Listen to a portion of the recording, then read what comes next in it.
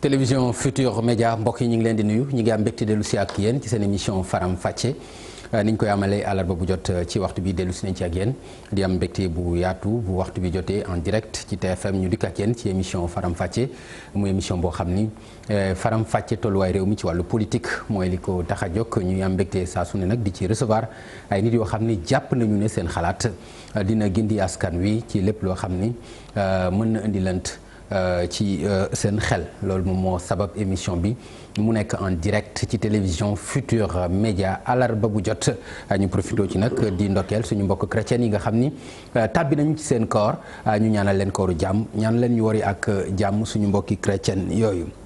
tey nag ñu am ci mbégte di ci recevoir le ministre Mbaye Ndiaye mu nekkoon fi jëwriñ ñu dénkoon ko wàllu intérieur mu nekk ba tey ministre d'État ci wetu président de la République nekk ki nga xam ni moom la ñu dénk li aju ci wàllu structure ci parti bi di APR muy directeur bi tey moom la ñu recevoir mbokk yi ci seen émission Faram Facce ak télévision Futur Média monsieur le ministre maa ngi lay nuyu. maa ngi lay fay. ma bàyyi la nga nuyoo ak mbokk yi.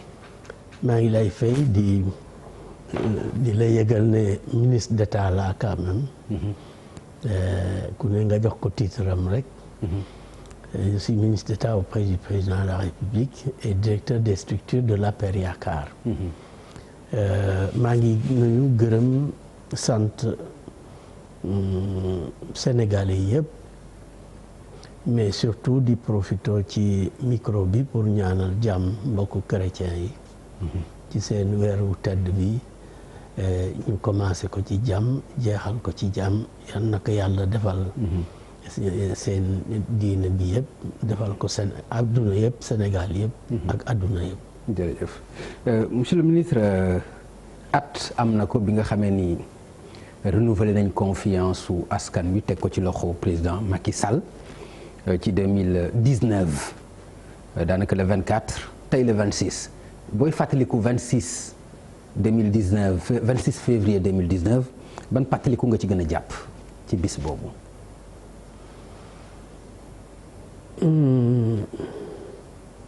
xanaa rek santaat yàlla mi nga xam ne moom mooy joxe nguur. nga ànd ak koo xamante ne kii yàlla dimbale na ko ba Sénégal yi am ci moom confiance mu def mandat juróom-ñaari at.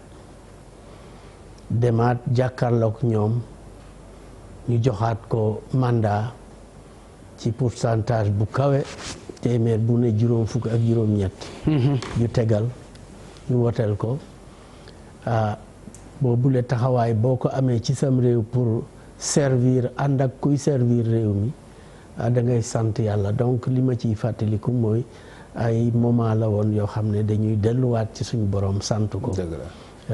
ci lim defal. monsieur le ministre su ma la déggee kon dafa mel ni jox nañ ko ñaari mandat moom président Macky Sall ni nga ko waxee maanaam jox nañ ko juróom-ñaari at joxaat ko beneen mandat ci 2019.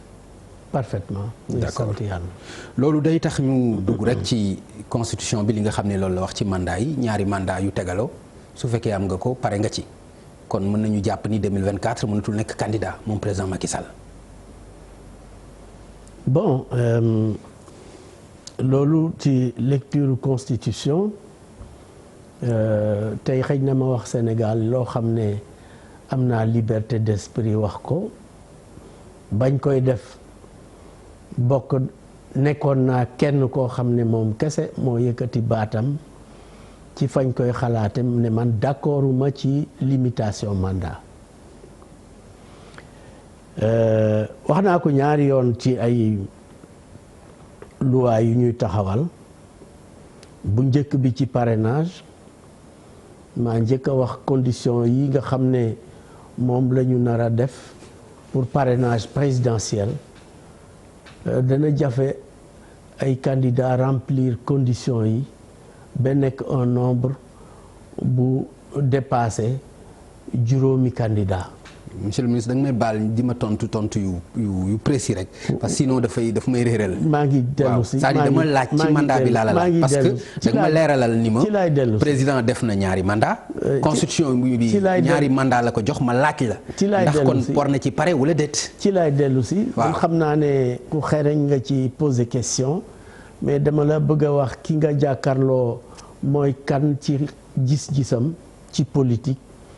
dama lay yëgal ne des fois dinañuy def loo xam ne majorité nag fu mu féete rek foofa la dégg féete ci démocratie, mais man bokk naa ci ñi nga xam ne ba ñuy xalaat limiter le nombre de mandats dama ne c'est antidémocratique. léegi parce que xam limité nañ ko ba pare. oui d'accord mais terewul.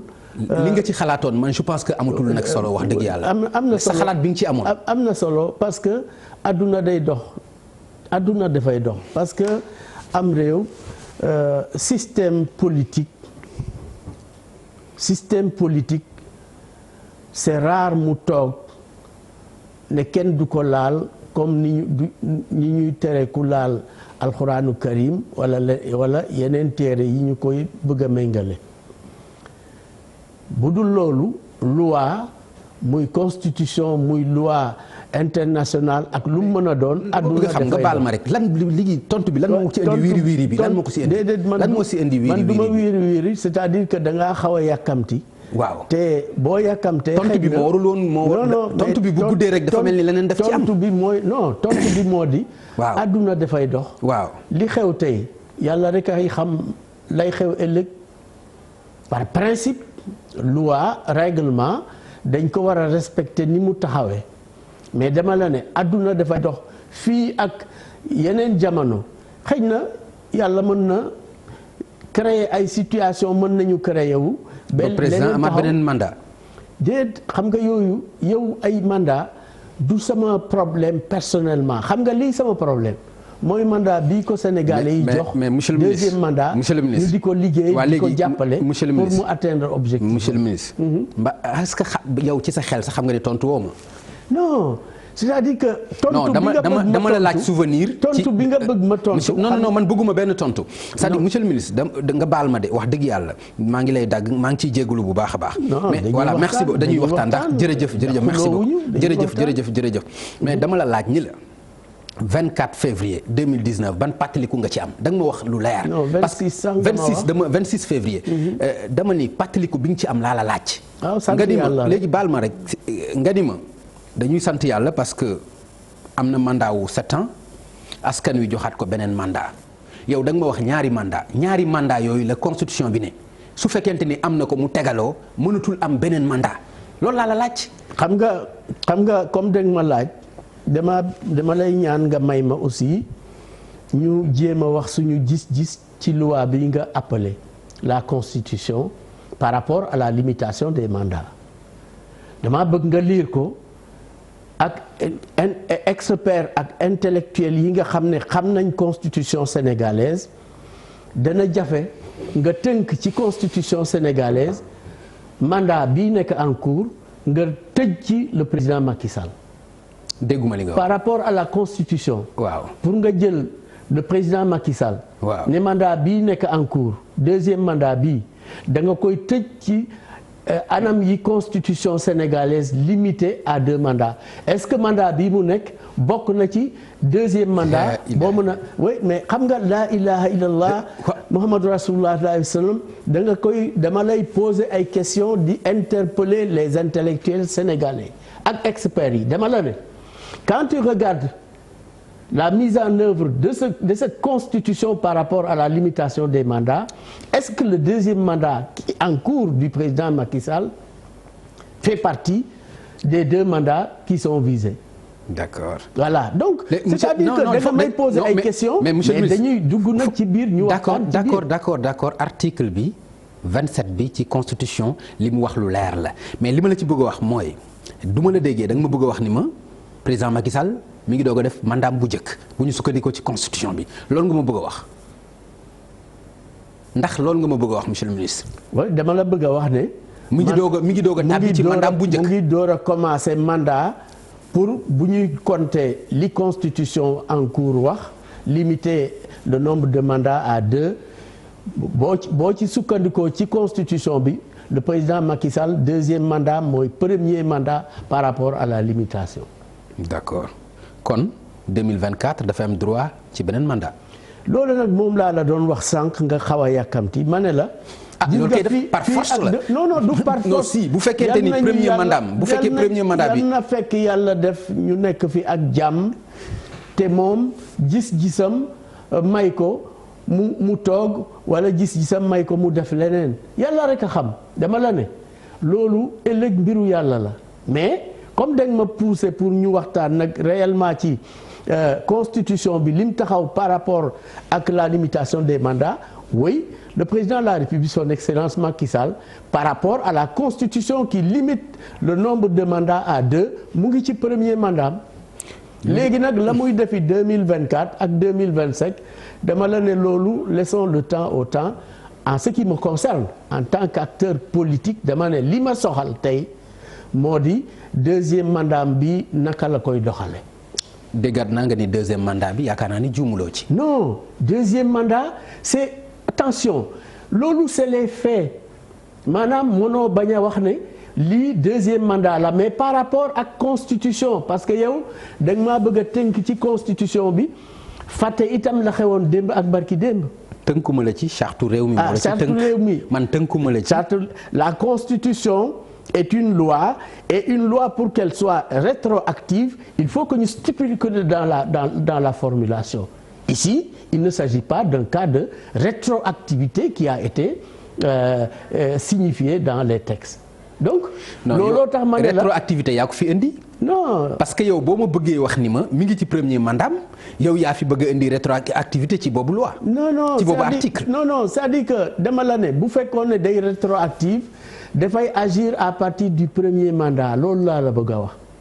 C'est-à-dire que constitution bi bu doon biñ koy bind dañu ne le mandat en cours du président de la République fait partie des mandats à compter bu boobaa dafay nekk une rétroactivité day xool gannaaw.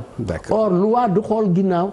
fañ ko tënkee fa lay commencer xool kanam. d'accord loolu laa la bëgg a wax. d'accord esprit bi moom moo ñu ko leeralal yow li ngay wax yëpp mën nañ ko sukkandi ci texte bi waaye esprit bi moom président ci boppam moom moo ñu ne ñaari mandat bu ma ko defee. bu ma réew mi ci mandat bu njëkk ba mu ne am naa benn mandat bi maa ngi wut beneen bi buñ ma ko joxee pare naa ci te bëgguma kenn di ma dégg ci ut ñetteelu mandat. xam nga président de la République son excellence Macky Sall nit la rek comme yow comme man charge extraordinaire la am réew mi yëkkati ko teg ko foofu mais waxam du loi toujours mën na inspirer loi waxu président mën na inspirer une loi mais du loi. La preuve dafa bëggoon wàññi mandat bi de 7 ans à 5 ans. mënu ko te mënoon na ko it de. non mënu ko woon c'est-à-dire que anam yam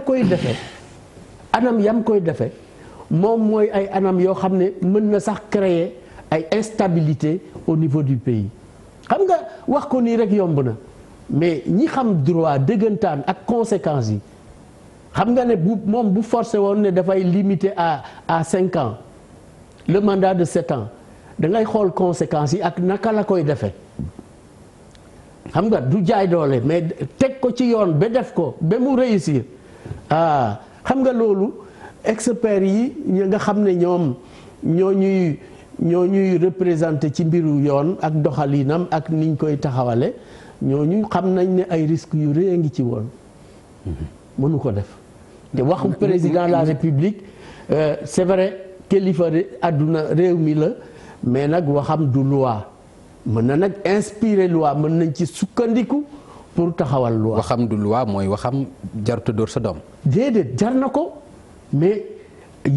mooy waxam teguwul fenn. non tegu na fenn mais Pape Ngagne bul jéem a loi mooy lu assemblée nationale voté assemblée nationale moom la loi jox droit muy voté ay loi les cas d'exception nga xam ne assemblée amul président de la république di jël ay actes ñu mën a remplacer loi dañ ko limiter dans le temps mais taxul waxam ci boppam moom président nekk loi mënut a remplacer loi. d'accord monsieur le ministre man mandat bi wax dëgg yàlla am naa ci mbetteel lool ci tontu bi nga xam ne tontu nga ma ci parce que man yaakaaroon naa ni du ngeen dellu siwaat jàkkaarloog askan wi di leen wax ji nga xam ne dara leeru ci wàllu mandat.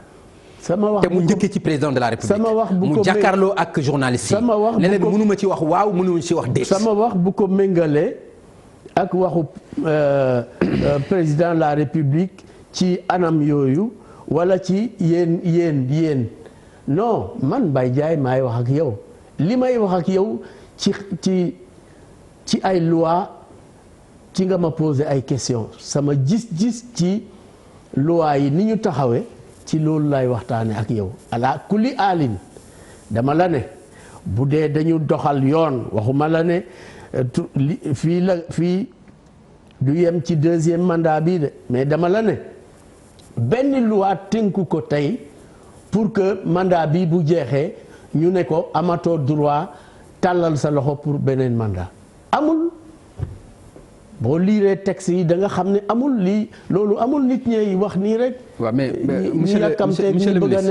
monsieur le ministre texte yi li mu wax daf ni ku fi falu am nga sañ-sañu def ñaari mandat yu tegaloo. yu juróomi at. boobu kañ la jeex na. boobu kañ la. mais mooy bu mujj bi rek. waaw mais bu mujj bi mooy. mu ne mandat bi juróomi at la. mais comme bu mujj bi la ci mandat 5 xam nga loi constitution bi dafa ne mandat yi ñaari anam la benn dañ ko limité à 5 ans ñaar kenn mënatul am ñaari mandat lu ëpp ñaari mandat lu tegaloo. dañ ko limité 5 ans biñ koy limité 5 ans mu ngi nekk ci mandat 7 ans dama bëgg. comme dañuy waxtaan ak sénégalais yi. c'est-à-dire discours 2012 bi moo ñëwaat ci man. non 2012 ak président Abdoulaye Wade. mais c'est-à-dire loolu moo. mais xam nga yow observateur nga. boobu moo dellu si waat. xam nga observateur nga. discours boobu. mooy bi ngeen taxaw di ko xeex. non nga taxaw keneen taxaw sa morom taxaw. nga ni ko ñetti mandat du fi am. man li ma déedéet. loolu moo dellu si waat. déedéet combattre ñu woon contre troisième mandat dañu combattre pour ay violations flagrantes de deux choses. benn bi ni nit ki di faloo en tant que président de la République l'espèce de quart bloquant. troisième mandat bi. combattre ngeen ko. non mais Pape Ngagne xam nga nag. man léegi monsieur le ministre donc ci waxeet ngeen ñu bëgg a delloo. non du xam nga. waxeet xam nga terme boobu am na ñu koy jëfandikoo. waxeet ngeen ñu bëgg a delloo ci mandat bi am na ñu koy jëfandikoo pour xeex position de clarté adversaire waxaat. xëj na non waxeet laa wax. bu doon waxaat garaawul moi je suis sérieux. waaw d'accord donc bu doon waxaat garaawul nu ma ko waxee rek na Sénégal yi mais dafa am sens nag. non am na sens ci yow. waxaat ak waxeet bokkul. non dem waxaat moom lañ doon xaar ci président de la République. ñu fekk fa waxeet. ci la dëkk guddi ak bëccëg. ak sénégalais yi. nga xam ne yow moom xam nga da ngay ruux rek pour que nit ñi am information ci la lees waxul. mais lees waxul fii le président de la République son excellence Macky Sall lii ngay wax ne dafay waxeet n'est-ce pas comme noonu ngeen ko waxee de le ex-président bi mu ngi jóge ci président maître Abdoulaye Wade. waxeet ci moom la jóge ci mandat ba. non ca moom troisième mandat ba moom la jóge. parce que boobu moo waxoon ni. non wax ba ca moom la jóge. waaw mais fa la jóge loolu kay kenn weddiwu ko. mais contexte ba aussi dafa am solo. non mais c'est-à-dire que xeexuñu woon contre un troisième mandat. il faut aussi que ñu bañ a violer l'histoire et son contenu. li taxoon ñuy xeex moo di benn bu ñu yëkkale bu ñu nuñ koy tuddeeti bu ñu jël nguur gi jox ko. dono yekkale du ñu nangu ñu yekkale nguur gi benn deuxièmement du ñu nangu ñu def ci constitution bi ay jumtuwaay yoo xamante ne nii pour que président de la République falu du soxla mu am une majorité qualifiée 25% même bu ko amee war naa mën a falu. d'accord léegi nga baal ma ñu résumer chapitre mandat bi s'il vous plaît baal ma ñu résumer c'est important léegi baal ma ñu résumer chapitre mandat bi daal di mën a dugg ci leneen parce que c'est important ñu résumer ko pour ñi ñuy déglu xam lan moo ci sa xalaat ci mandat bi bu ma la déggee ci li nga wax da nga bëgg a wax ni kon mandat juróom-ñaari at yi nga xam ne njëkk na ko def de 2012 à 2019 kon bokkul ci mandat yi bu ñu sukkandikoo ci constitution bi. parce que loi bi biñ koy voté parce que bi ñuy voté loi constitutionnelle pour la limitation des mandats à 2 et leur durée à 5 ans chaque mandat boobu mu ngi ci mandat 7 ans. D'accord. Or li ñu def ci mandat 7 ans mënut a rétroagir. mënut a gestu ca ginnaaw. pour commencer ca loo xam ne booba loi bi taxawagul loi bu taxawee. ñu ngi koy comptabiliser à partir de fi ñu ko wote jëm ca kanam wante du deltu ginnaaw or bu jëmee ci kanam mandat bii mu commencé de 5 ans ci boobu mandat la compte bi di commencé. d'accord léegi monsieur le ministre kon nga tegaat ci ne mandat bii mu nekk nii ñu fal ko en 2019 mooy premier mandat am loolu nga wax. bu ñu sukkandikoo ci mooy premier mandat par rapport ak limitation des mandats constitutionnellement. d'accord parce que la loi a été votée pendant. léegi kon en résumé pour ñu comprendre bu ba leer mooy bu 2024 président day dugg ci deuxième mandat. dafay dugg normalement ci période ku bu dee soxla na deuxième mandat dara terewu ko constitutionnellement dara terewu ko mu nekk candidat. constitutionnellement. d'accord. voilà mais nag loolu dama la ne. loolu eggaguñ fa man li ma intéressé en tant qu'homme politique accompagnant le président Macky Sall et ayant quand même des responsabilités étatiques à ses côtés ministre d'État. li ma soxal tey. mooy deuxième mandat bi ko Sénégalais yi jox liggéey pour Sénégalais yi am quand même satisfaction ci niñ ko amee ci premier mandat 7 ans. d'accord jërëjëf monsieur le ministre loolu leer na c'était important ñu aborder li nga xam ni moom mooy question mandat bi mais ñu ñëwaat ci li nga xam ni mooy atu yàlla bi ci mandat bi nga xam ni moom nga jàppe mandat bu njëkk bu ñu sukkandikoo ci li nga xam ni mooy constitution bi moom président mu koy dugal ci mandat juróomi atam ndax jàpp nga ni li mu digge woon ak askan wi ci bi muy campagne ci at bi yaakaar nga ni loolu lu mu matale la pour yow. non mataleegul xam nga. non ci at bi rek. bilan à mi-parcours. mandat 5 ans. 1 an boo ko ci defee. mandat 5 ans boo ci defee benn at gaaw na lool pour nga def bilan d'étape. d'accord mais mën nañu wax ne. indication yi par rapport à la jeunesse. en particulier. jeunesse bi li ko ci soxal moo di surtout wutal leen emploi wala des conditions d'employabilité naka wutal leen anam yu ñu mën a amee liggéey. d'accord jox leen liggéey wala nga wutal leen anam yu ñu amee liggéey. anam bi njëkk pour nga mën a wuti liggéey mooy xam-xam. xam-xam comme ni ko bi niñ ñu ko jàngale woon ci préhistoire ak histoire doomu aadama ñaari phase la phase u njàng xam-xam dëgg-dëgg. l'homo sapiens. ak l'homo faber. l'homme qui apprend à fabriquer. donc le président de la République son excellence Macky Sall dafa gis ne xam-xam bi baax na lool mais nañ ko boole ak jàngam métier. am xam-xam mu def ci lan. non mais il faut regarder l'école telle qu'elle fonctionne aujourd'hui. Le ministère chargé de la formation professionnelle et de l'enseignement technique. Ce qui est en train de se faire aujourd'hui au Sénégal pour que suñu doom yi ak suñuy sët yi ñëw am jumtuwaay pour mën a moomal seen bopp ay entreprise pour mën a taxawalal seen bopp liggéey je crois que loolu révolution bi gën a mag tey ci mandat président Macky Sall par rapport à la jeunesse et à l'histoire mooy le fait que mu jël école formation professionnelle ak enseignement technique yëkkati ko tey ba suñu doom yi ku ci génn tey da nga mën a am capacité liggéey mën a liggéey. est-ce que di nga liggéey. da nga liggéey parce que yow yaay amal sa bopp innovation xam nga xam-xam du la limiter rek ci nga dem wuti mais daf lay pousser nga créer. mais est-ce que doo ma ci wax lu gën a concret. non li ma par exemple lu gën a concret. par exemple ci li ngay wax nii. par exemple. tey jii gis nga ne au niveau de l'innovation à partir de l'internet ak du savoir fii ci Sénégal gis nga ay xale yu bari tey dañuy def ay innovation ba parfois ay créer ay jumtuwaay yuy daanaka fafnaaw mën nañ ko wax ci ñoom. daanaka fafnaaw avion. am na xale yoo xamante ne yi tey mën nañu la créer ay conditions ay rassemblage technique scientifique ba def jumtuwaay buy tëbe fii naaw dem taxaw dem fële. d'accord xam nga loolu am na.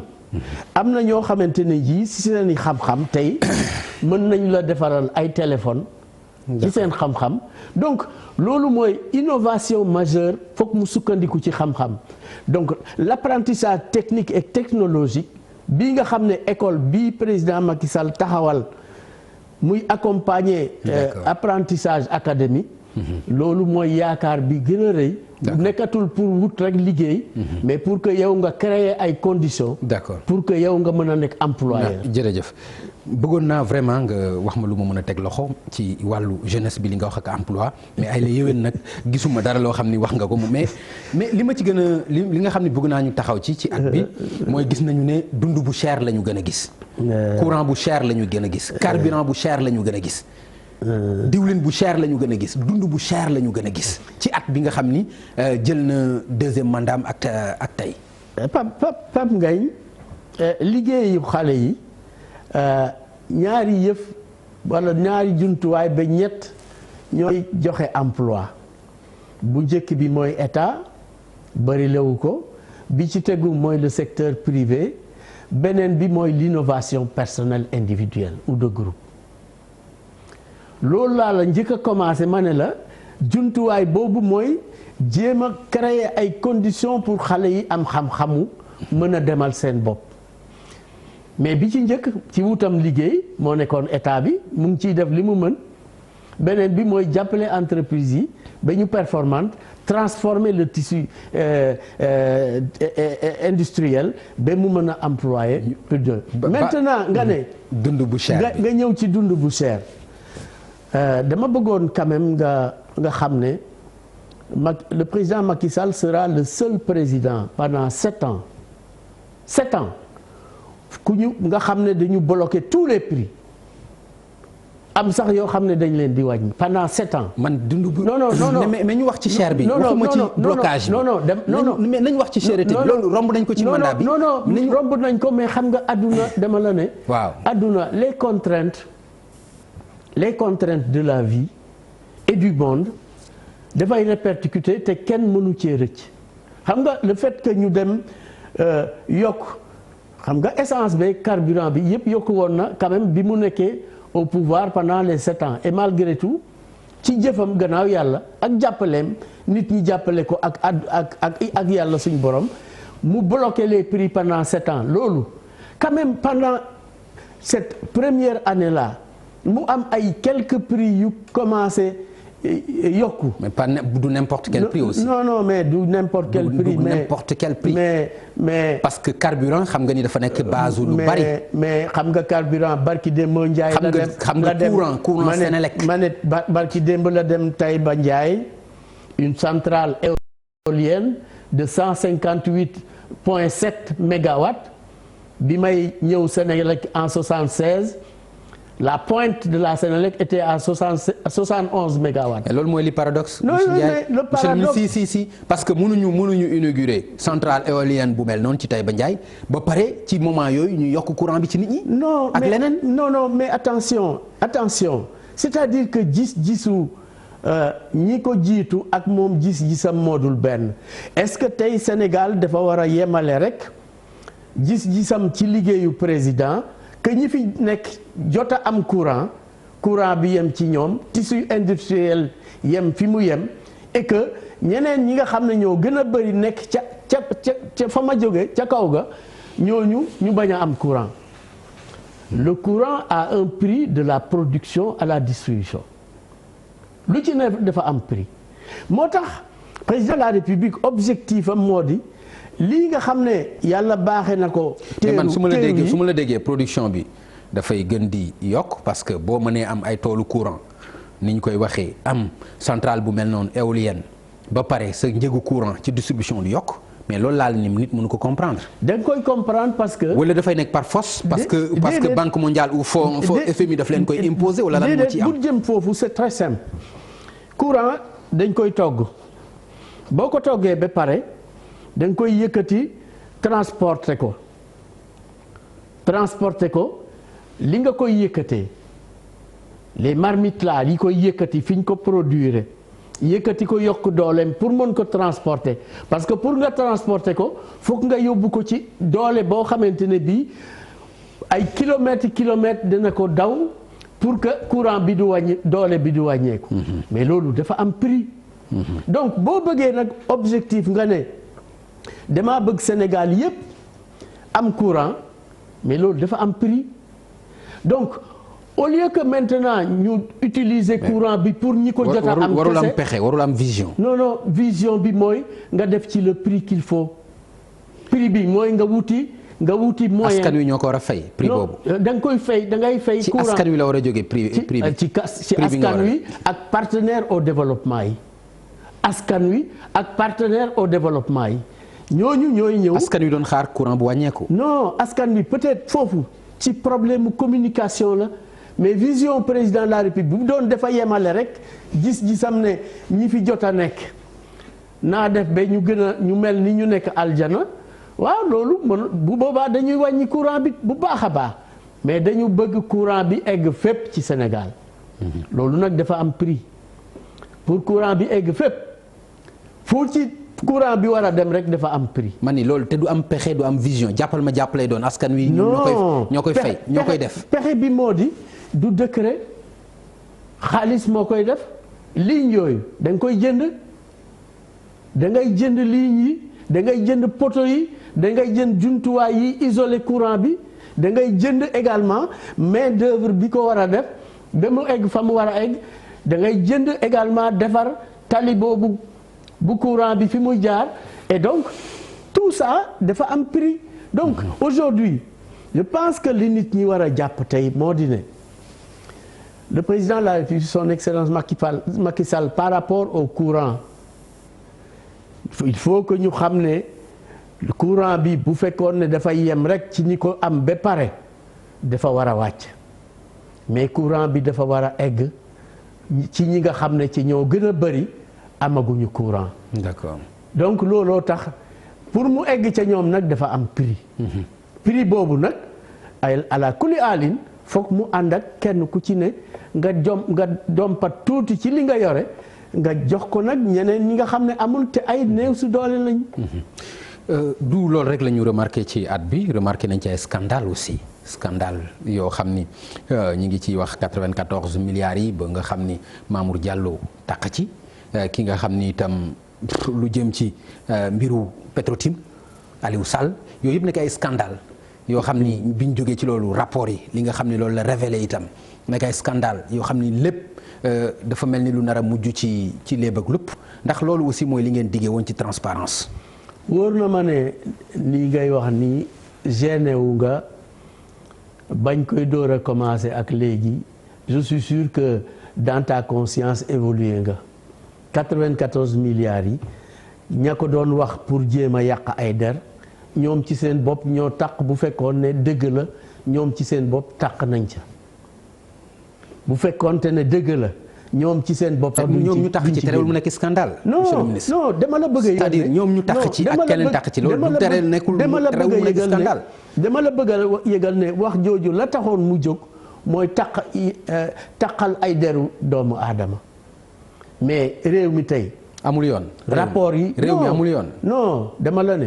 bu ñu taqalee deru doomu aadama. non moo tax dindi nañ ko ba mu set loolu ak histoire ak la réalité.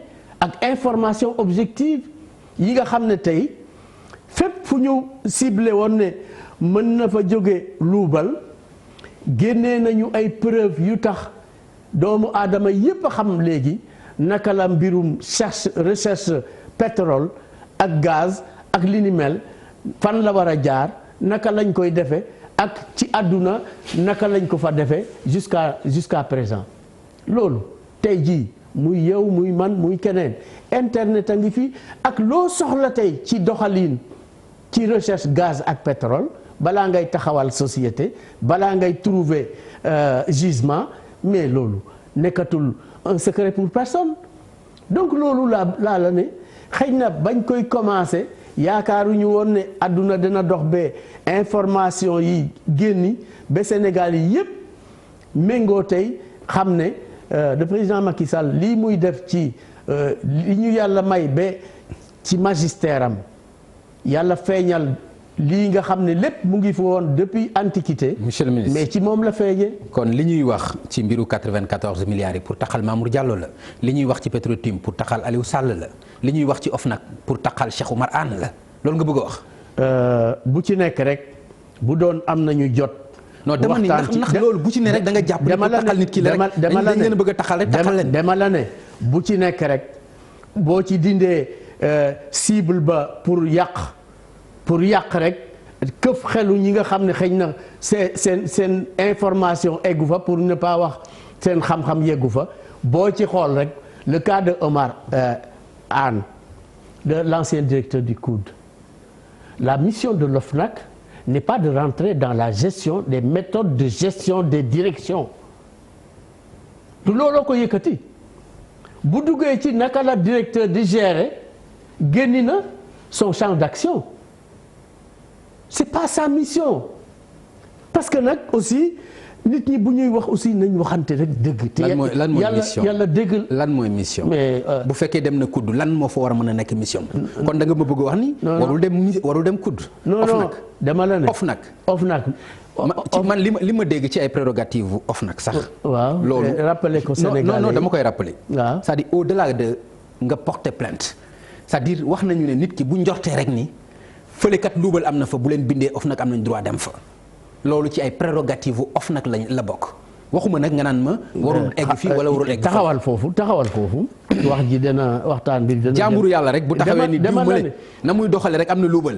OFNAC sañ na jël tànkam dem xool luubal boobu. dama la ne mayu ko nag dem seeti mayu ko muy dugg ci méthode doxalinu gestion interne direction ba. non mayu ko yoon mayu ko ñi ko yoon may mooy IGE ak Cour des comptes ak Cour des comptes ak am na Cour des comptes IGE ak am na beneen institution boo xamante ñoom loolu mooy seen rôle ñoom ñooy dugg ci méthode de gestion interne des entreprises et des sociétés d'État. ñoom ñoo am responsabilité boobu. léegi pour résumer chapitre boobu ba tey nga baal ma da nga bëgg wax ni kon ñi nga xam ne ñoom lañ tudd ci scandale yépp dara du ci dëgg dañ leen bëgg a taxal leen moo ci tax a jóg bu ci ne bu fekkoon ne am nañu jot dama jël kaawu le ministre Anne bu enseignement supérieur kaawu OFNAC bi nga ne dama ne yemul OFNAC yemul ci prérogative am dafa jéggi prérogative am dugg ci domaine de compétence bu dul bosam premier cas. ay Sall même bu dee loolu la def. scandale la fa gis. non gisul scandale parce que amul jumtuwaay toppul procédure comme nit ñu ko waxe procédure yi ñu waroon topp nga xam ne bu doon les corps de contrôle de l'État ñoom la ñu yore bu boobaa ñoom xam nañu fi ñuy jaar pour ne ko nii nga defee fii du nii nga defee fii du nii bu dee noonu la itam ñu ngi lay laaj nga jox ñu ay preuve li tax nga doxale nii mu tontu leen mais loolu mooy procédure contradictoire bi nga xam ne c'est une obligation boo xam te ne képp kuy ñëw di saytu est-ce que fii jaarale nañ fi dëgg wala defuñ fi naka su dul noonu mais loolu moo war a am. donc da ngaa tudd ñetti nit ci seen responsabilité ma ne la cas yi bu doon benn par benn am nañu jot ngoo demee ci Alioune Sall yow tey yow ci sa bopp amal nga sa bopp possibilité yi ak jumtuwaay yi Sénégal taxawal ci mbiru gaz ak pétrole fa mu jógee ba fii ñu egsi toutes les preuves sont là ba même sax société yi nga xam ne si am na ay partenaires yi ci bokk am ci capital bi même loolu sax génnee nañ ko Sénégal kese nga koy gisee ça n'existe nulle part ça n'existe nulle part ailleurs transparence bi président Macky Sall def ci gestion de ses ressources naturelles mais fii rek la amul feneen mais loolu yëpp pour que nit ñi am confiance ne li ñu foogoon ca njëlbeen pour yàq ay der loolu yëpp amu fi donc tey j'en appelle aujourd'hui à la prise de conscience que le Sénégal, dans la gestion actuelle de monsieur le président Macky Sall, est quand même sur la voie de la transparence loolu amul benn yox bu ci war a nit war a am ci am conviction ne ressource Sénégal président Macky Sall mu ngi ciy veiller et que ñu ngi koy doxale ci doxalin bu méngoo ak exigence démocratique. D'accord. Jërëjëf dégg naa li nga xam ni wax nga ko itam ci wàllu mais ça me gêne que tu dises pouf. non defuma loolu nga baal ma j'ai pas dit ça defuma loolu loolu du ma ko def loolu ñemewuma ko. non loolu monsieur le ministre waaw mais loolu ñemewuma ko nga wax ma def pouf loolu xalaatuma ko sax parce que itam damay respecter li nga xam ni moom nga mooy sa xalaat la soxla sa xalaat moo tax ma dalal la fii donc loolu sama conscience mayu ma defee noonu merci beaucoup jërëjëf donc leneen li nga xam ni bëggoon naa ñu gën a taxaw ci loolu mais dama bëgg ñu dellu si un peu ci politique yow yaay directeur structure ci parti bi di APR ndax parti bi ndax am nga matière yow ndax parti bi gisuma structuration ndax am nga matière boo structuré. Quand on a créé l'APR Yaakaar groupe bi jàppale président Macky Sall ba ñu taxawal APR Yaakaar di ko doxal man mii la dénk parti bi directeur des structures. Boobee ca laa doon désigné li ma tudde woon ay commissaire politique pour ñu dem ci réew mi taxawal ay kuréel yoo xam ne mooy base parti bi ñu tudde leen ay secteur bu ne bu Pape Ngagne ne man damay ànd ak président Macky Sall ma ne ko taxawalal secteur ñu ne ma secteur mooy lan ma ne da ngay dem wut téeméeri nit kenn ku ci ne d'accord na ànd ak yow jàppale président Macky Sall indi carte d'identité am ñu jël donc ak tur wi secteur yooyu ñi ngi fonctionner ba tey secteur yooyu ñi ngi fonctionner non pour ne la xam nga da nga ma poser question xam nga dama la ne ba ñu créé parti bi bi ñuy waajal congrès bi ñu egsee ci congrès bi maa ngi nekkoon ci ñeenti junniy comité bu ne téeméeri nit mu jox ma 400 000 personnes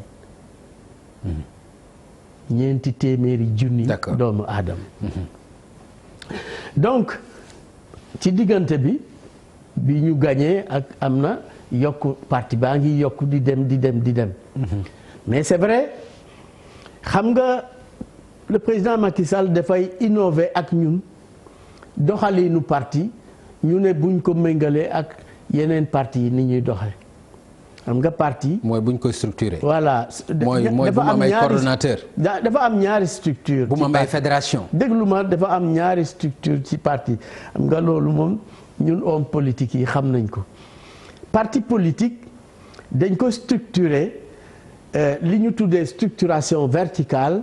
ak structuration horizontale.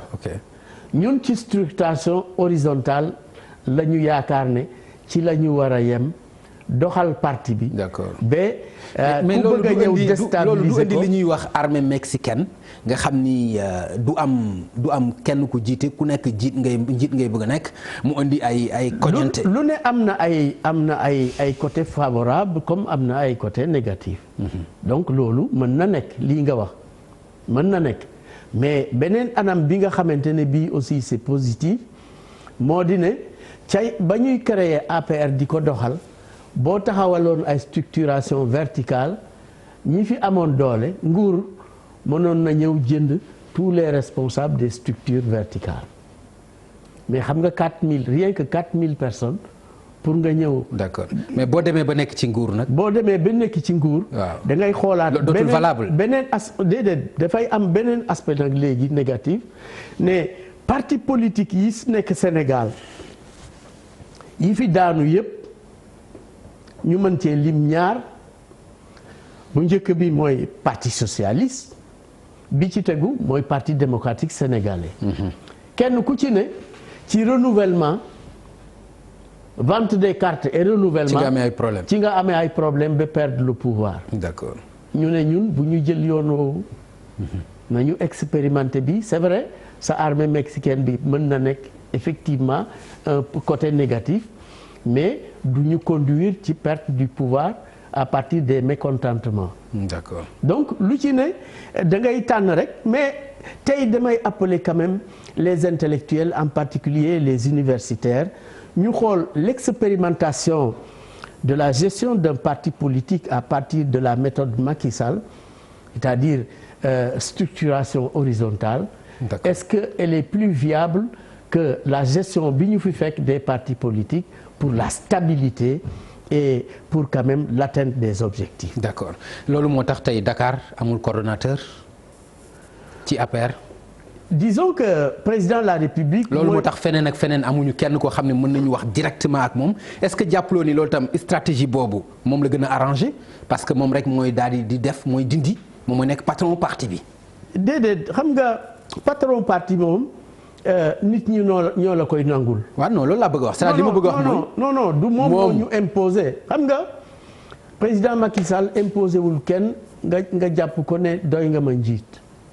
mais nit ñi ñooy am conviction ne kii mat na ma njiit. mais da koy tax a nekk constance. oui mais non c'est-à-dire que sa gëm-gëmu ne Mbaye Ndiaye njiit la doyloo naa ko. waaw kooku mënuma ci dara.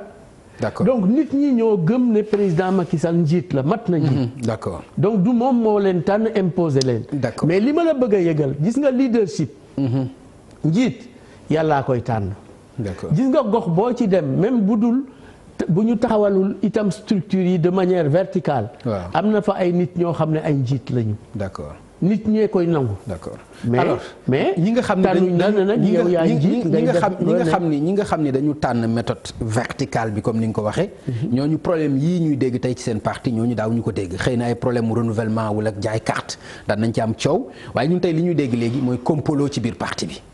complot ñu ciy tudd Amadou Ba di ci tudd Aminata Touré kenn ci yéen di Bara Ndiaye jóg wax ko lu ko jiitu Mame Mbaye Niang wax ko ñeneen ak ñeneen junj ko Mame Boye Diao ndax xeet boobu nga xam ne tam moom la ñuy dégg ndax seen méthode bii indiwu ko mu nekk loo xam ne lu négatif la ci méthode. non jógewul foofu sax li tax peut-être ñenn ji di wax ku ne ak sa éducation mooy faral nit ki di am njort mën ko téye mën ko gardel boppam wala mu yëgle ko donc loolu du ñëpp la. Mais en tout état de cause, l'APR Yaakaar n'est pas traversée par une crise. Il n'y a pas de crise dans l'APR Yaakaar. Même rampante. Non. C'est-à-dire que il y a des gens qui même rampante. Non. Crise rampante. Non. L'autre qui a théorisé la crise la crise rampante. La crise rampante. C'est par rapport à des ambitions. À des ambitions. Coup d'État par rapport à oui c'est Mahmoud Saleh notre ami et frère. Mais je peux vous dire que dans l'APR Yaakaar dont je suis le directeur des structures il n'y a pas de crise. Il y a des crises il y a des crises au niveau d'individus qui font croire à l'opinion leur propre vision des choses qui peut ne pas correspondre à la vérité. Mais jël doomu aadama ku set nga jéem a yàq deram loolu bon mën naa ñàkk man nag yàlla rek a xam mais man day gisuma en tant que directeur des structures monsieur le ministre ay nit ñoo xamante ne ñii non je veux quand même foofu nga may ma attirer attention. Quand on a essayé de diaboliser le président Macky Sall à côté de Maître Abdoulaye Wade tout avait commencé presque par ça dañ ko jël ciblé ko. On lui a prêté tous les noms d'oiseaux ma ne leen man de jege ñaa lool président Abdoulaye Wade. di ànd ak président Macky Sall. ñu nekk assemblée nationale j'étais vice-président bu ma gisoon ci moom rek lu xaw a méngoo ak défiance vis-à-vis du président Abdoulaye Wade maay nekk parmi les premiers ñu koy attaqué. mais man gisuma ko doomam Karim am ak man rencontre ma wax ko. donc c'est la même chose par rapport ak tey dama ne. waaw yoonu langu noon du tuut. bu ñu wutal président de la république ay noon. président de la république Macky Sall amul benn noon dans le parti amul ci noon. di cibler nag ay nit pour jéem a créer ay conditions loolu itam maa ngi appeler à ce que vraiment ñu teg sujet boobu ci suuf jàppale président Macky Sall ci mandaam bi pour mu réussir ko te ñu joxante ay loxo ñun APR yépp nekk benn parce que moom looloo ko soxal en tout cas du nit kuy seetaan ay njabootam ñuy féewaloo donc nañu bëggante ci suñu biir te muy dëgg ñu joxante ay loxo. d'accord parce que loolu moo am solo. moo am kon su ma la déggee mooy li nga xam ni ñi ngi koy wax di ko jiiñ Amadou Ba ni dafa am ay ambition personnelle am na sax ñu utiliser moowu traître ndax jàpp nga ni loolu kon ni nga xamee nit ki moom laalewul ci loolu pour yow. ah man mii de Mbaye Ndiaye am naa ambition. ah bon maa ngi ak maa bari ambition. man ma foogoon da nga retraité sax parce que man du dul ci cabinet président du ma la gis ci leneen. non parcelle dafa mel ni da nga ko bàyyee ñoom Moussa Sy ñoom Amadou Ba. non bu ma koy bàyyil Amadou Ba ndax ñun ñaara bokk parti dafa ñëw pour jàppale président Moussa Sy également léegi mujj na ñëw di jàppale président donc man maa leen féete kaw tey jii. après nga jël sa retraite. non jëluma retraite tey laa gën a nekk sur le terrain politique. Okay. mais sama digganteeg sama borom tey tax na sama liggéey dama ci boolewaale aussi jaamu yàlla donc aw ma jotu tey di xuloo ko xeex ak a ŋaayoo damay jàppale président Macky Sall ca anam ba gën a rafet dem ci askan wi di wax ak ñoom jéem a jàppale ñi ma mën a jàppale wax lu baax ci fa ma ko war a waxe di joxe xalaat yu rafet mais du tey di jaay xadar comme na ma meloon il y a 10 ans. il y a 20 ans. sur le terrain politique loolu lu ci ne dafa am ak jamonoom. donc man kon ambition yi wàññeeku na. non tey la gën a ëpp. déedéet loolu kay mënul ànd. non tey la gën a ëpp ambition xam nga sama ambition tey bi gën a màgg yàlla may ma jegeñ ko nekk ci rang classe bi ko gën a jegeñ. mooy lan loolu mooy sama ambition. nitu yàlla yu baax yooyu. politique la ñuy wax. waaw d'accord mais da nga ma wax ambition. moo tax ma ne la. maintenant ci politique. mais mooy accompagner le président Macky Sall ba mu créer ci Sénégal condition yoo xam ne épanouissement bi émergence bi kenn ku ne da nga sentir ci sa bopp ne Sénégal émergent na. d'accord c'est ça mon ambition personnelle laa wax.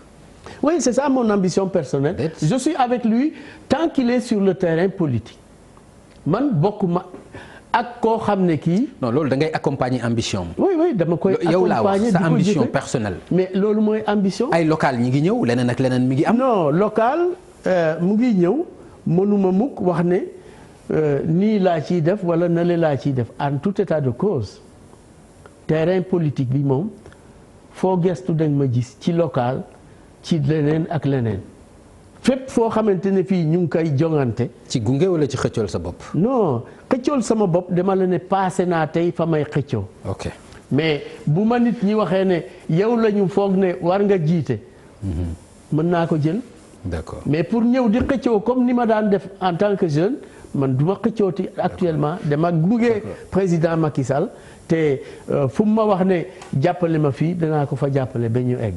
jàppaloo ni da ngay perte d'avance ci xëccoo ak ku mel ni Amadou Ba ak Moussa Sy ci parcelle moo tax nga bëgg non je crois quand même que Parcelles Assainies sama taxawaay sama taxawaay ci Parcelles Assainies ak ci Sénégal ku ñu fonk laa ku ñu bëgg laa.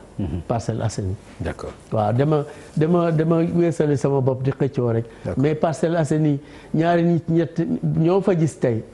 ñu bëgg APR yaakaar man mii la gannaaw ya man mii la. mais président bi mu demee ba yaakaar ko dafa yaakaar parcelle bu ko gagné tegu ko ci say loxo da ko teg ci loxo Amadou Ba. non c'est-à-dire que le ministre Amadou Ba la ñu joxante loxo man ak moom ak président de la République.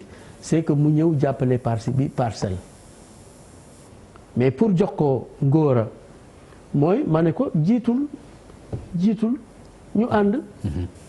parce que man mu jiitu terewul man li may jàppale président Macky Sall ak li ma nekk ci askan wi loolu kenn mënu ko effacer. d'accord je reste Mbaye Ndiaye dans le cœur des Sénégalais. d'accord waaw ñu dellu si waat ci complot bi nga xam ni jóg na fi mu nekk nii li ñu dégg ci seen parti daanaka daawuñu ko dégg ci parti yi nga xam ni méthode verticale bi la ñu jël comme loolu nga bëgg ñu théoriser ko mais yaakaarloo ni lii nag mën na leen indil beneen jafe-jafe bu fekkente ni wéy na parce que ñi nga xam ni ñoo ànd ak Amadou Ba ñoom itam ñi ngi tontu ñi ànd ak Macky Sall mën naa ko waxee noonu parce que fi mu nekk nii mel na ni ñaari camp mooy bëgg a am ndax jàpp nga ni loolu fi mu leen jëmee am na ndox. amul ñaari camp ci APR yaakaar benn camp moo fi am mooy ñi ànd ak président Macky Sall muy seen njiit dama la ne groupe boo gis am na ñoo xam ne nit ñi bokkuñu éducation bokkuñu yar bokkuñu gis-gis. des fois nag mais ñu war a bokk parti bu am règlement intérieur. déglu rek ñu war a bokk parti mu am règlement intérieur ñu war ko respecter. mais foofu laa jëm si dama la ne. malgré ça dana ci am comme le principe de Peter nit ki atteindre niveau bi nga xam ne muñam foofu la yem. Peter parle de niveau d'incompétence man fii je parle de niveau. d'éducation muñ. ah d'accord muñ.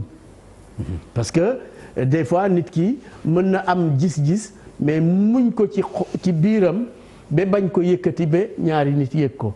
dama la ne niveau boobu am na ñoo xam ne buñ ko atteindre way dañuy jóg wax.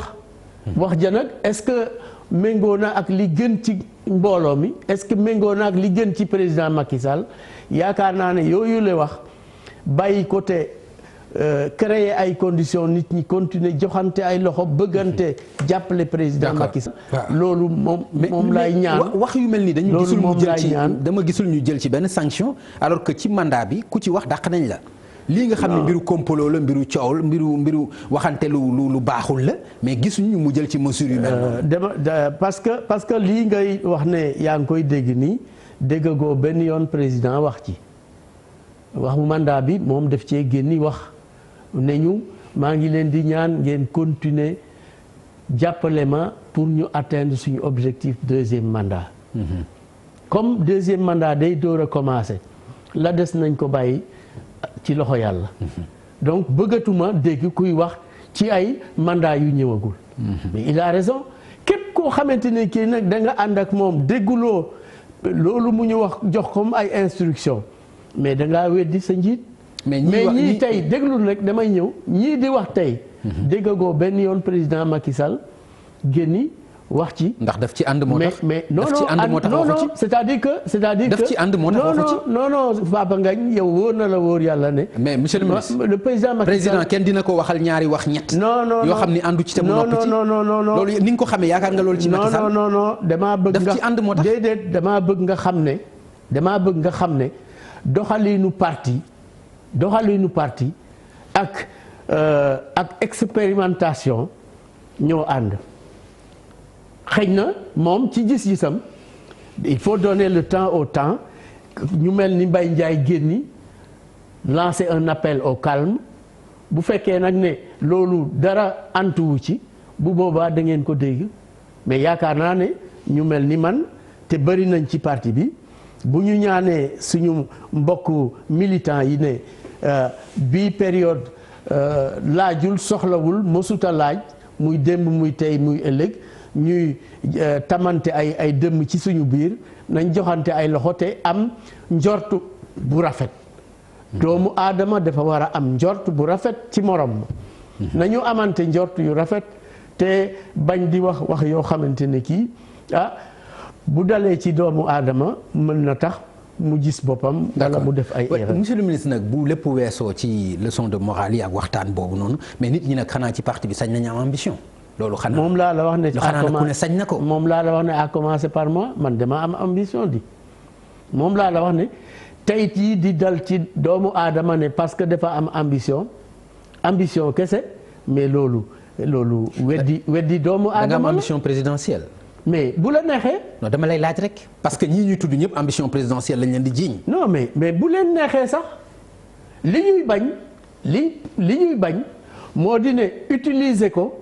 ba mu nekk mbir muy déstabiliser état d'esprit yu sénégalais yi orienté nit ñi ci xëccoo ak féewaloo ci suñu biir et non pas ñu joxante ay loxo jàppale président pour mu atteindre objectif am bu fekkente ne loolu mooy ambition boobu ambition baaxul. ambition bu ñuy xaajale di détourner opinion bi ci li nga xam ne ñoom loolu lañ leen di jiiñ ñoom loolu lañ leen di jiiñ. dama la ne ñoom ñooñu ñi nga xam ni wax tudd nañu leen li ñu leen di jiiñ mooy am ay loolu nag laa lay wax ne. nañu am njortu rafet yu rafet ay manigance souterraine la ñuy def. moo tax ma ne la nañu am njort bu rafet ci doomu aadama yi parce que nous ne sommes pas nés à la dernière pluie lu fi waay def xam nga ne moos ñu ngi lay gis ñu ngi lay xool te quand même jumtuwaay yaa ngi fi. pour continuer jàppale président Macky Sall qui a plus de 58% des Sénégalais qui lui font confiance donc ça va au-delà de l'APR Yaakaar et de Benno Bokk Yaakaar donc kookule dañoo bëgg nit ñi kenn ku ci ne nga def li nga xam ne muy guddi muy bëccëg dana nekk lu ñu jàppale et non pas lu ñuy féewal. mais du problème mu structure. parce que bu doon structure am na ku ne xam nga fan ngay waxee ku ne xam nga kan nga war a waxal ki war a wax dinañ ko xam ku warul wax aussi duñ ko xam est-ce que yaakaar loolu itam porte na leen préjudice. non jotewu ci dara structure. ci seen méthode horizontale. non pas du tout c'est vrai que ça responsabilise tout le monde la structuration horizontale. parce que bu amul responsable ñëpp ay responsable la ñuy doon. mais terewul li ñu jàng ci suñu ànd ensemble nekk ensemble. mooy ñun benn direction la ñuy xool mooy suñu njiit. donc leneen yëpp bu ci nit ki defee ba ñu ne la du la meilleure voie yaakaar naa ne dañ ko teg ci suuf te continuer nañu ànde woon jox rek la parole à notre leader le président Macky Sall. d'accord monsieur le ministre ville de Dakar parce que bokk nga ci ñi njëkkoon wax ni Khalifa Sall bu ko bëggee gagné na ñëw ànd ak ñun loolu ñu jógee ci mu dem kaso. mu génn kaso am leneen lu jógaat ñu ne ville de Dakar kat dañu bëgg a changer statut bi ñu jëm ba yaakaar ni dañu jëm ci nommer le maire de Dakar par décret est-ce que yaakaar nga ñu egg foofu. je pense que ce serait une bonne chose xam nga man bu may wax ci situation damay inviter Sénégalais yi ñu xool dans le réalisme xam nga maire de Dakar. maire Dakar là c'est la capitale mais le président de la République c'est le président de la République c'est le président de tous les Sénégalais en particulier de Dakar le président de la République qui qu'il puisse être muy Abdou Diouf muy Abdoulaye Wade muy Léopold Sédar Senghor muy Macky Sall un président de la République tire sa légitimité du suffrage universel direct. C'est le seul. Comme le maire. Non, le maire c'est une localité. waaw mais comme le maire. Non, suffrage direct bi laa la wax. Suffrage direct bi. parce que c'est par rapport à c'est quand même le. non fi ma bëgg a wax par le maire d'une part à la base ci commune bi mën na indirect mais bu fekkee dañ ko war a fal moom le maire de la ville. nañ dugg ci biir comme ça comme sama mbokku Haalpulaar yi nañ toj yax wi li ñuy tuddee. collectif bi nga xam ne ci la nit ki di faloo le corps électoral le souverain qui élit le président de la République c'est l'ensemble des Sénégalais inscrits sur les listes électorales. Le maire est élu au niveau de sa localité. Le corps électoral du maire c'est dans sa localité.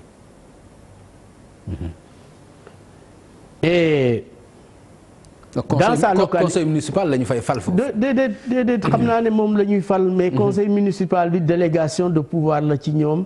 que ñu tànn kenn ci maire bi. et aujourd'hui le dialogue politique est en train de régler cette question. pour que le maire soit élu au suffrage universel direct. Tout à fait. Je veux te dire simplement que. comparaison n'est pas raison mais.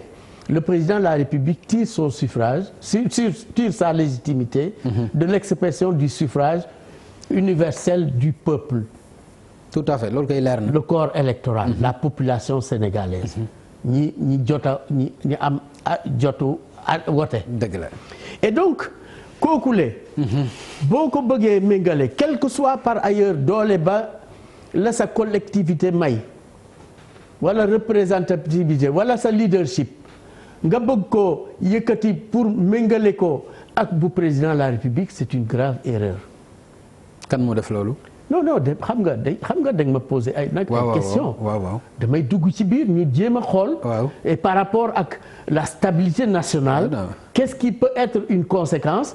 ci stabilité boobu bu fekkee ne lii ak lii def nañ ko. démocratie ci loolu yëpp nag amul ci benn njëriñ. non démocratie amul même bu lu ci amul njëriñ itam c'est la mauvaise des choses mais c'est la meilleure des choses la démocratie donc moo tax ma ne la.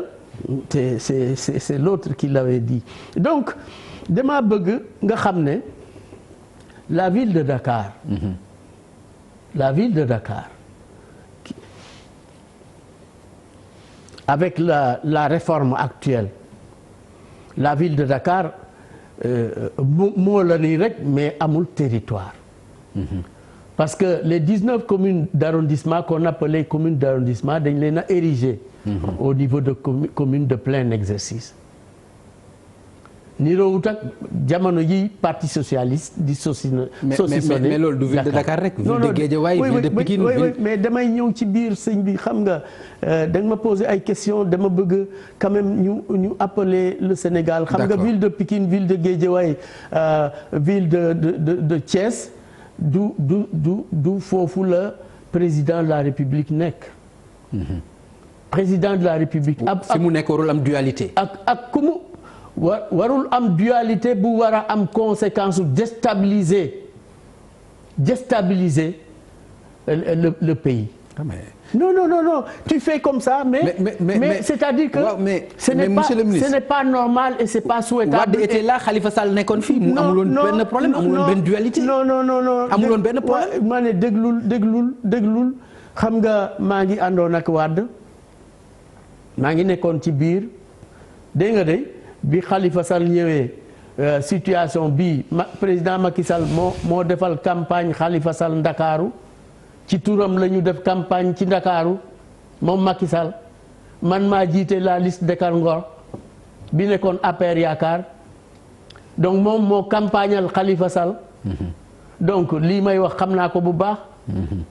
PDS maa fa nekkoon monsieur élection xam naa ko. c'est pas pour me mettre en valeur mais dama la bëgg a wax ne situation yi ngay comparer c'est pas des situations comparables. waaw dégg nga ci principe yi laa lay waxe ne. le président de la République tire sa légitimité du suffrage universel et est la clé de voûte de toutes les institutions de la République en particulier d'une mairie qui est un démembrement de l'État. mairie li mu am doole même mairie capitale bi c'est un démembrement de l'État. bu bëggee ériger wu nag méngale action ak yëfam par rapport ak moyens yi mu yore à celui qui tire sa légitimité du suffrage universel n'est-ce pas le corps électoral national. jafe-jafe dafay créé wu. d'accord léegi ça c'est la première chose. d'accord égaler deuxième chose bi. ça c'est la première chose. La deuxième chose une ville comme Dakar plus de 60 milliards de budget. taxawoo ci benn responsabilité bu lay imposer comme niñ ko imposer au maire de plein exercice nekkatoo maire wu kenn même espace bi moomoo ko.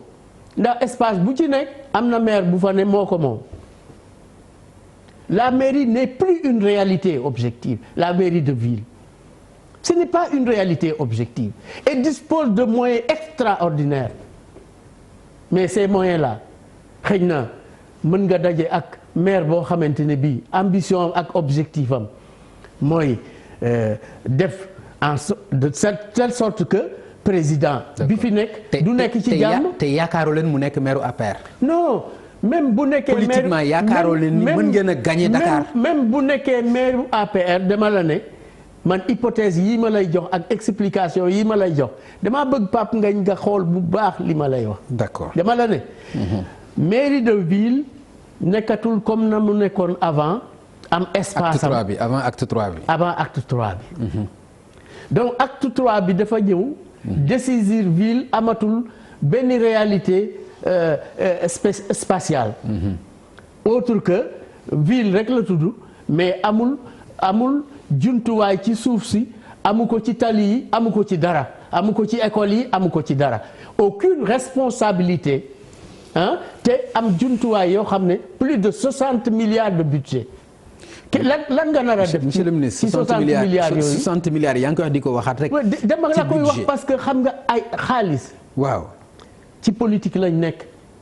daf ci am solo. dafa am solo ci surtout la gestion des collectivités locales. loolu rek mooy objectif bi. déedéet c'est-à-dire bañ a engraisser. xam nga ku mën a nekk ëllëg sa adversaire. xam nga nag Pape Ngagne ni may expliquer damaa bëgg aussi nga déglu ma te li ci mën a nekk parce que li nga may wax yëpp da nga ko teg ci ay calcul politique. mais calcul politique mooy doxal àdduna. c'est-à-dire que. ok c'est-à-dire parce que lépp ci ay calcul politique xam nga politique toog ba am mbetteel c'est pas normal ci njiit. da ngay jéem a xool par rapport ak à l'avenir lan moo war a nekk li baax xam nga le président Macky Sall il n'est pas là éternellement. lu mu yàgg-yàgg yàlla na yéex dana fi jóge. mais ka fi nekk ëllëg dañuy ñaan yàlla mu nekk koo xamante ne kii Sénégalais yi danañu mën a sukkandiku ci liggéeyam ba mu amal leen njëriñ.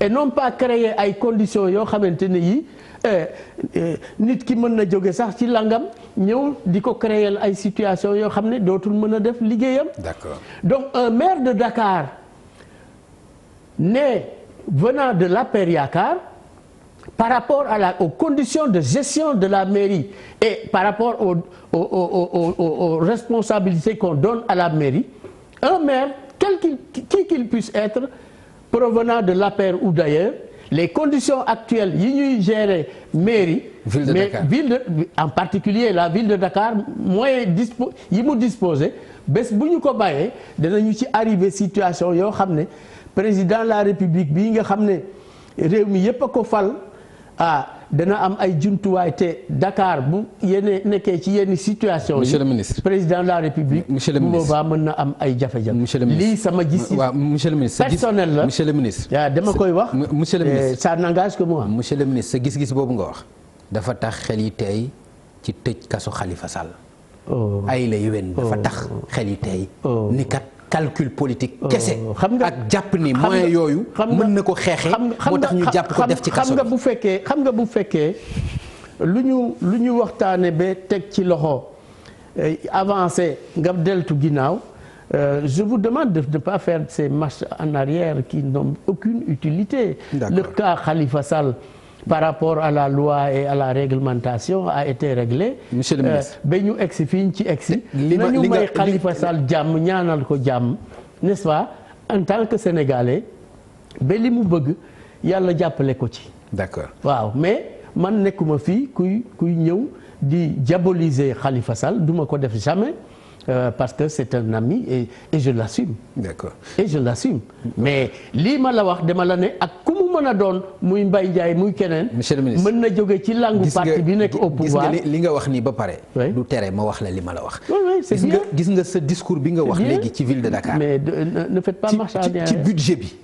li nga ci expliqué théorie bi nga ci def mënul fexe ba nit ñi seen xel tey ci ne moo tax ñu jël Khalifa Sall def ko ci kaso bi. non mënul dañ. non c'est pas par rapport ak budget bi ni mu toll moo tax ñu tëj Khalifa Sall encore que yoon moo tëj Khalifa Sall c'est pas le président de la République moo tëj Khalifa Sall xam nga jooju yooyu wax moom wax bu yàqu la te Sénégalais yi kenn nangootu ki. d'accord kenn nangootu ki fii kuñ fi jàpp yoon moo la jàpp. c'est pas le président de la République. donc loolu itam wax la yoo xamante ni yii pour peut-être pour ruux ma xaw a mer. mais loolu mënuma merloo nga ni nañ ko may jàmm moom Khalifa. may ko jàmm nga yaakaar may ko grâce gënu ko parce que ñi ngi koy waxtaanee ci dialogue politique bi ñi bokk ci seen camp. non may nañ ko grâce amnistie la. amnistie plutôt amnistie may nañ ko grâce amnistie may ko est-ce que may ko amnistie gënu. mais amnistie c'est pas le président de la République c'est l'Assemblée nationale. c'est pas le président de la République c'est l'Assemblée nationale et donc. Vous savez, par rapport à la loi. D'amnistie. Non. Quelle par loi? rapport à la loi, non. En fait, ne rentrons pas dans les certaines profondeurs. Non, mais c'est important. oui mais c'est lu am solo la. lan nga bëgg a wax ci loi ban loi nga bëggoon wax. je voulais vous dire que. c'est la loi qui a ciblé des cas d'incapacité du citoyen. waaw c'est pas le président de la République. Le code électoral. Tout à fait. Et l'ensemble des codes qui régissent bien sûr. La gestion de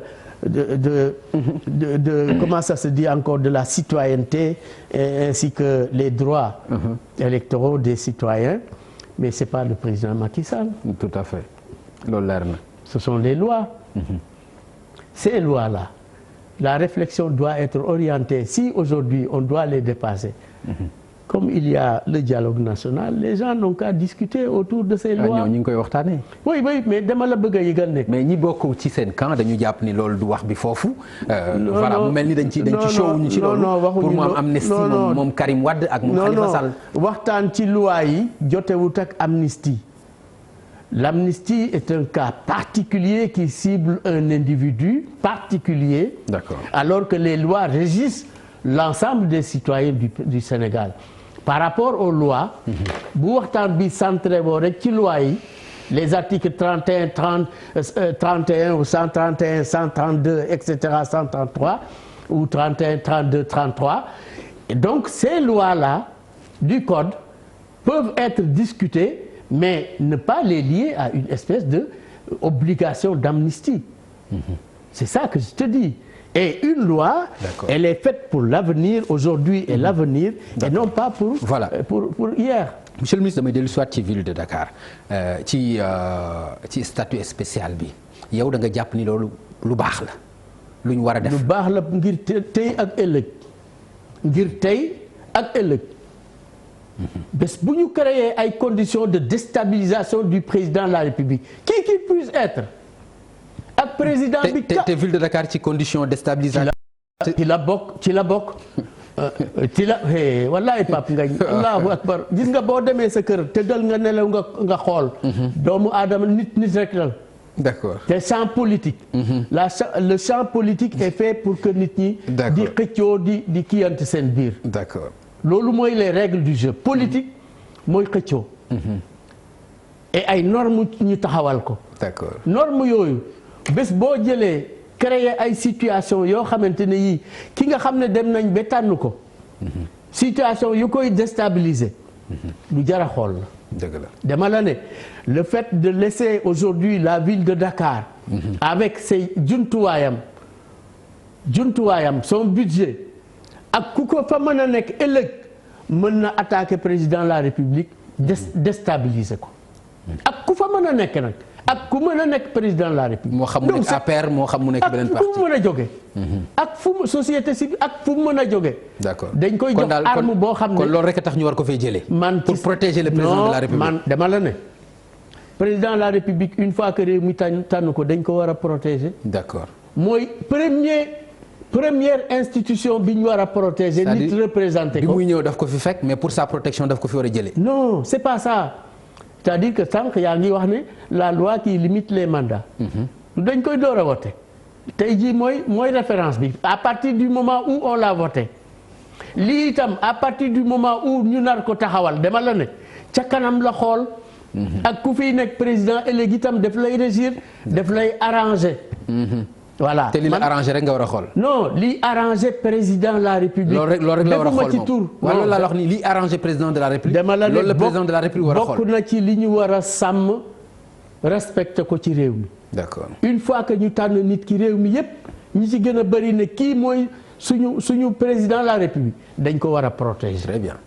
d'accord dañ ko war a protéger loolu dëgg la jërëjëf monsieur le ministre ma gërëm la sant la. bàyyi la nag nga def sa message pour benn minute ba ñaari minute bu fekkee am nga message boo bëgg a jagleel askan wi. xanaa santaat yàlla suñ borom tabaaraka wa taala di la ñaanal yàlla yow Pape Ngagne. amiin ñu bokk sa xereñ bi nga yore te pour leeral askan wi rek. yal na la ci yàlla gën jàppale. amiin yaa rabbal aalamiin. maa ngi gërëm Sénégal yépp nag ñi fi nekk ak ñi nekk ci diaspora bi. di ñaan rek ñun ñëpp ñu ñaanal président de la République Macky Sall. yàlla may ko tal ak wér. yoon wii mu teg Sénégal tey depuis ba ko yàlla joxe nguur gi ba léegi premier mandat ak deuxième mandat bi commencé kenn ku ne boo xoolee te yàlla rek tax xam nga ne toogul tëddul nelewul guddi ak bëccëg anam boo jël ci réew mi rek xam ngeen ne am na ay avancées significatives yoo xam ne amu fi woon démb ak barki démb loolu jar naa sant yàlla. deuxièmement ci jikko yi mu ngi ci liggéey loo xamante ne yii kenn ku ci ne nga nekk ànd ak moom walla nga nekk feneen mu ngi créer ay jumtuwaay yu tax kenn ku ne nga xoolaat sa bopp ba esprit yàq walla boog yàqal doomu aadama bu nekkee ci yow itam tey da nga ci deltu gannaaw. troisièmement walla boog li ci tegu moo di ne suñu jeunesse bii nga xam ne gannaaw yàlla mooy suñu yaakaar ëllëg ak seeni njaboot ñoom ñooy ñëw tey jii condition d'apprentissage d'étude recherche de connaissances et de savoir bii mu def ci ñoom pour que njàng mi nekkatul rek njàngu kayit mais njàng mën a def njàng liggéey mën a liggéey loolu war naa tax kenn ku ci ne tey nga xoolaat sa bopp xam ne liñ fi fekkoon démb ak barki démb te ñu demoon ba yaakaar ne dañ ko war a weesale suñu bopp mooy mbéy mi mooy napp gi mooy sàmm gi ba léegi ay jumtuwaay yu am solo la li mu ciy def ak école yi koy accompagner pour xam-xam boobu taxaw laa ne président Macky Sall ci yooyu la anam ku jar a jàppale la li ci des mooy classe politique bi société civile ak ñi nekk ci réew mi ak ñi nekk bitim réew nañu xam ne oote bi président de la République Macky Sall def pour ñu dialoguer waxtaan ci suñu biir bien que yàlla may na ko ñu fal ko ak ndombo tànk bu respectable plus de 58%, mais dialogue boobu nañ ko gëm ñu joxante ay loxo di ñaan itam nguur gi ci anam bii muy doxale ak syndicats yi les partenaires sociaux mu continuer di ko def respecter ses engagements comme ni ko président Macky Sall di waxee toujours ku ci def engagement boo xam ne mënoo ko respecter danañ la dénoncer te bu baax yaay jàkkaarloo ak askan wi. Donc je pense que c'est un président de la République rassembleur. Et pour terminer par rapport à la diplomatie. tey jii Sénégal ku ne bëgg nga nekk sénégalais. parce que adduna yépp ñoo daw wut ci Sénégal lii fii feeñ nag di ay jumtuwaay di ay richesse muy pétrole muy gaz muy leneen li mel ni moom nañu am yaakaar njort bu rafet ne le président Macky Sall xam ngeen ne moos lu jëmale Sénégal kanam ci la nekk te yal nañ ko yàlla jàppale. merci beaucoup jërëjëf mu nekkoon le ministre d'État Mbaye Ndiaye moom lañ doon recevoir ñu fàttali ni ci APR moom lañ dénk structure bi moom mooy directeur bi ñu dalaloon ko tey mbokk ci seen émission Faram Facce ak télévision Futur Média ñu koy gërëm bu baax nag ci wuy si bi ndax wax dëgg yàlla du jafe ci ñun buñ ko woowee muy ñu ak xat-xat bu mu mën a nekk le cër boobu itam ñu ngi koy rafetlu bu baax te di la ko delloo di la ko gërëmee itam te xam ni te xamal la ni yëg nañ ko bu baax a baax kon mbokk yi ñu leen di jox rendez-vous incha allah àllarba bële di ñëw bu ci yàlla ndey jërë ngeen jëf. Trop c'est trop.